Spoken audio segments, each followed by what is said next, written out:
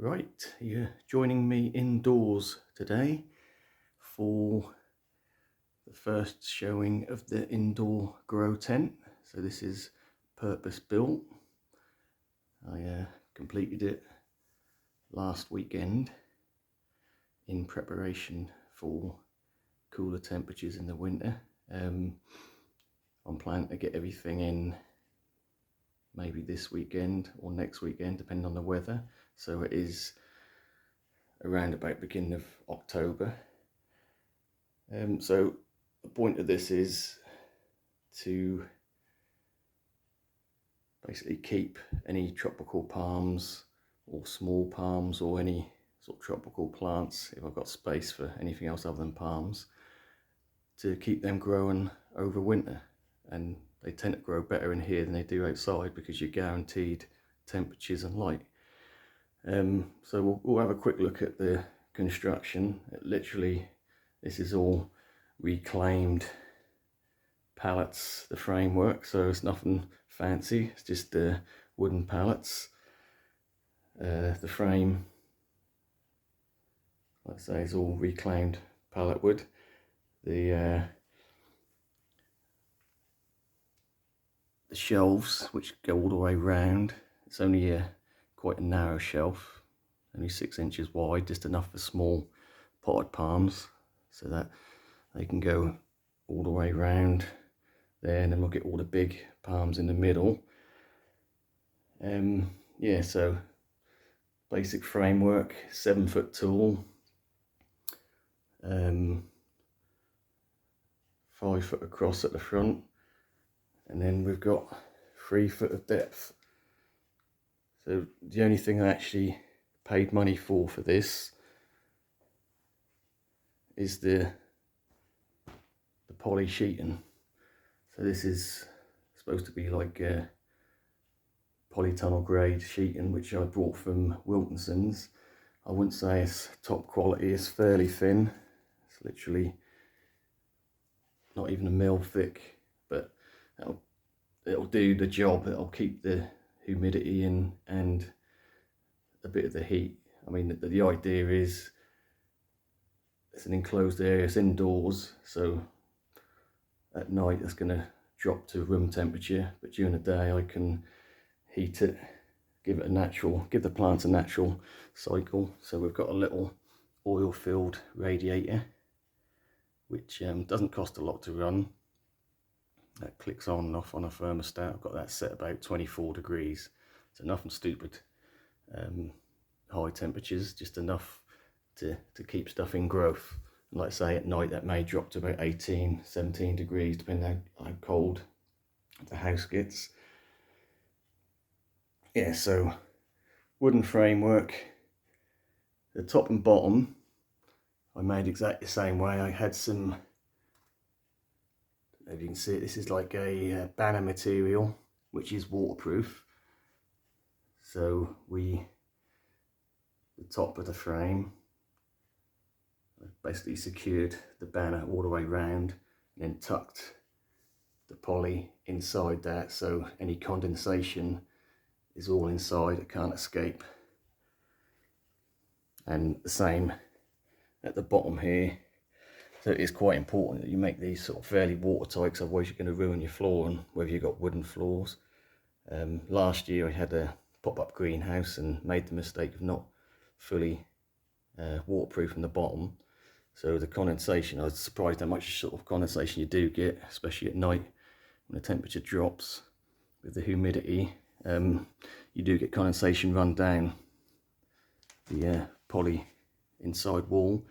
So I've double layered the bottom, so it's basically a waterproof tray, and built the framework inside that, so anything drops down, any condensation will sit at the bottom, and hopefully well, it won't cause any problem with the laminate flooring. Obviously if you've got carpets it's going to be even worse, because it's going to soak up and stink.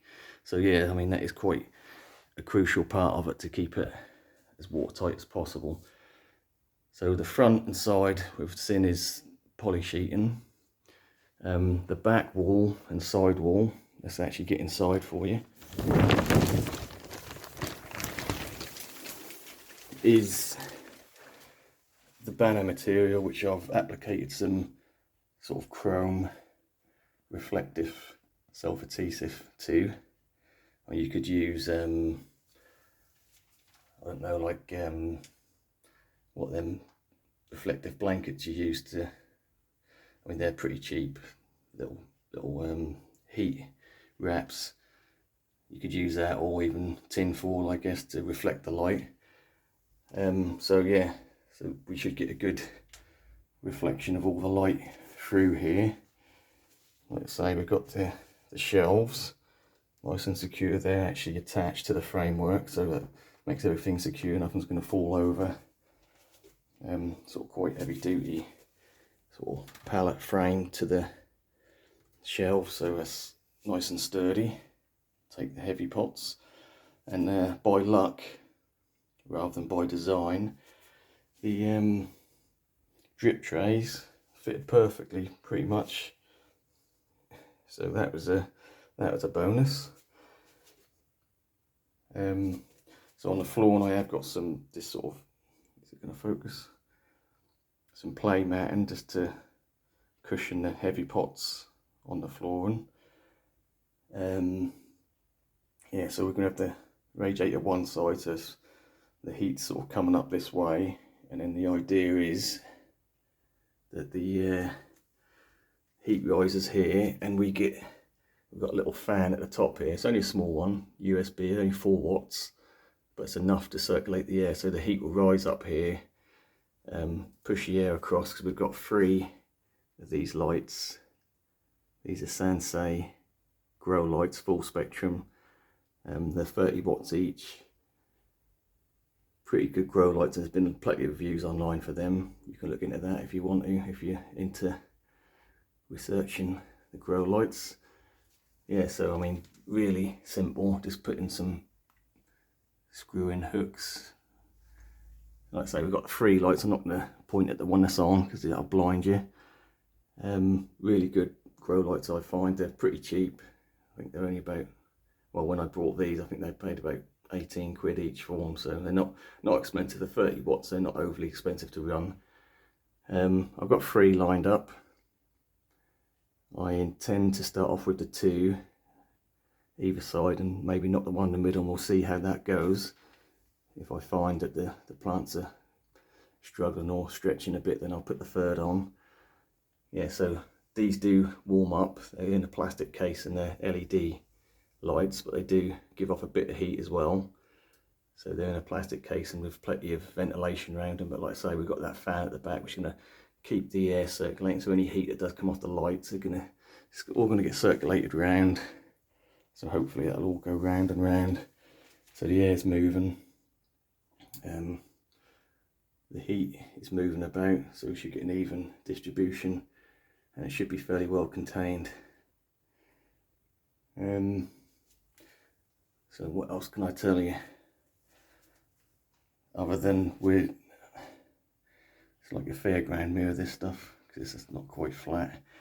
Yeah, so that's basically it. Took about a day to construct. So I sort of laid out a plan for. Yeah, so hopefully at this weekend or next weekend, depending on the temperatures, we will start loading this with plants. Obviously I won't be able to get in here once the plants are in, but hopefully I can arrange them in a way where I can still get to water the smaller pot stuff in the drip trays and the bigger pots. I did consider with the let me pop out how I was going to do the sort of entrance to this, but the conclusion was I could have got one of these stick-on zips, which you literally just stick on, and that cuts the hole and have it a zip. But what I went with in the end is just a thick overlap, so it's about a 18-inch overlap, and I'm guessing once the bit of condensation there, that all sticks to itself, and like I say, everything's overlapping, so we're not going to get any we've got a sort of a 3-inch lip at the bottom, and the poly is right sort of just folded over a bit, so it should all work nicely, hopefully. So that is what we've done. Like I say, last year I had a pop-up greenhouse and things really did grow quite well. So this year, what the problem with the pop-up greenhouse was obviously that it's sort of triangular at the top, so it's quite narrow. So the side shelves, you didn't have much room for like the taller potted plants. And by the time you'd load up the shelves, that's sort of blocking a lot of light. So this way, hopefully, with the chrome on 2 sides, that will give me plenty of light bouncing about and reach all parts of the plants. So I might even get some lower light plants and put underneath the shelving, because I think they're still gonna, I mean, obviously the plants not going as yet, but there's still a lot of light bouncing about, so I could probably get away with some lower light plants at the bottom there if I needed to.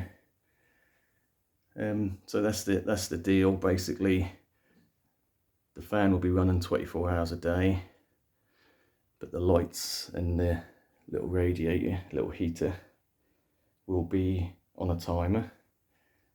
And this is not like in the poly, it's just going out of focus.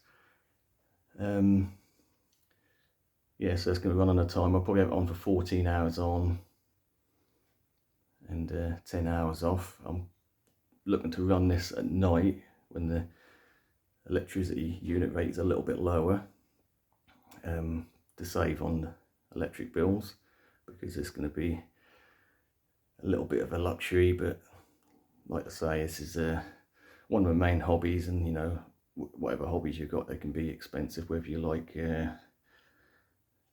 days out, motor racing, whatever. Everything's got an expense to it, so this is my luxury expense, if you like. So I know it's going to bump up the electric bill a little bit, but like I say, if I can run it at night, that's going to save me a little bit. And then everything is quite efficient. Like I say, the lights are only 30 watts each, so even if I run all 3 of them, it's only 90 watts, and they really do kick out a good amount of light. Like I say, they are full spectrum. They are, I think they're just from Amazon, Sansei, or Sansei, however you want to pronounce it. You can get stronger ones, but these ones are about right. I mean, I think they say growing range, you really want them at least a foot above your plants anyway.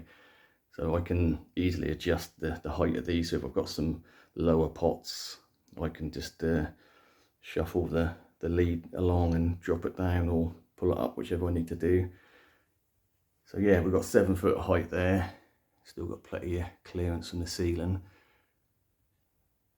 That was really dictated, the height was dictated really by the size of the pallets I could get hold of.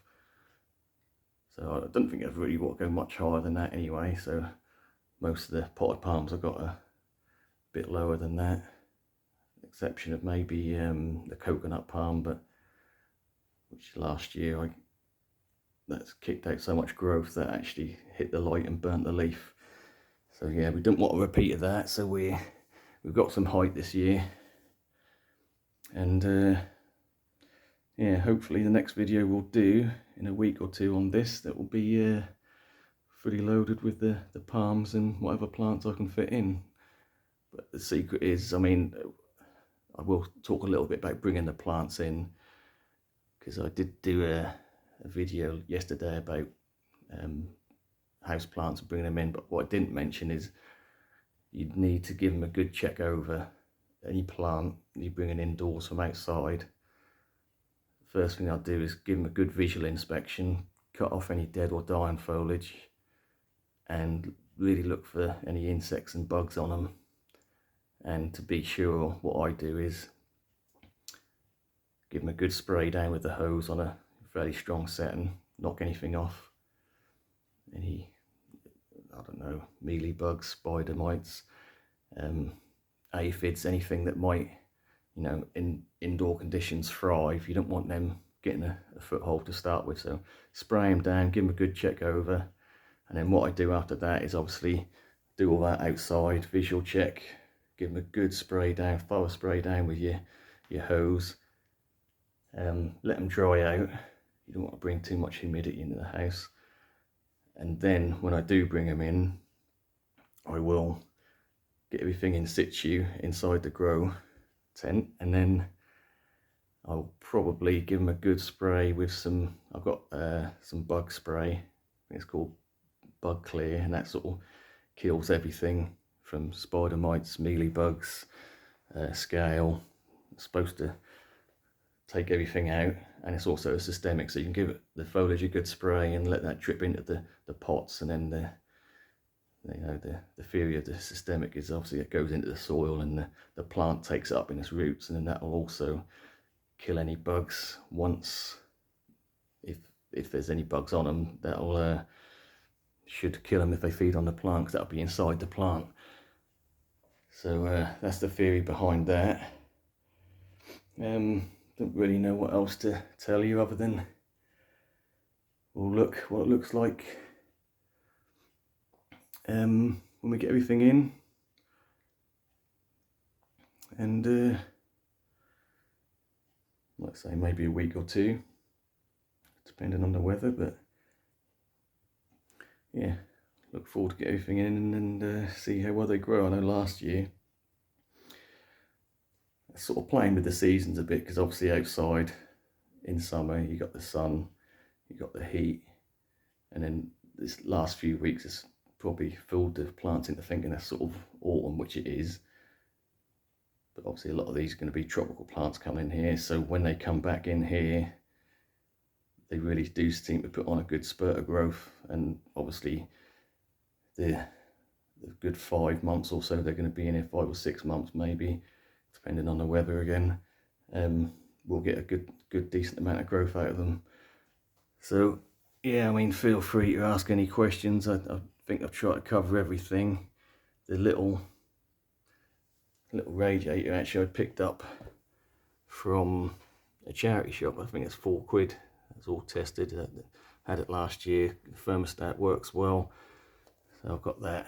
It's not got a temperature on it, but I marked it on there. I don't know if you can see the 25-degree mark where it comes on. That doesn't, it's 500 watts, but when you've got it set low, it doesn't come on at full power, so it's not drawn 500 watts. It's just clicking on and off. It probably comes on about once an hour for 5 or 10 minutes, and that's it, in a small enclosed area like this. So it's not overly energy hungry. And like I say, if I can run this overnight, that might save me a few pennies as well.